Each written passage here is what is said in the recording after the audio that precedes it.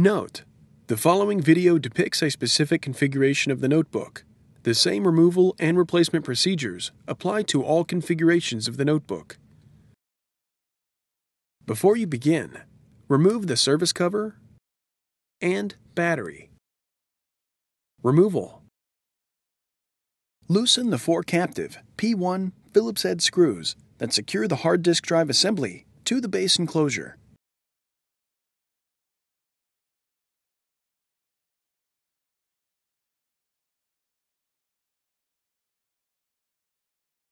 Grasp the Mylar tab on the hard disk drive assembly and slide the hard disk drive to the right to disconnect the hard disk drive from its connector on the system board. Remove the hard disk drive assembly from the cradle in the base enclosure and place it in a static dissipative bag.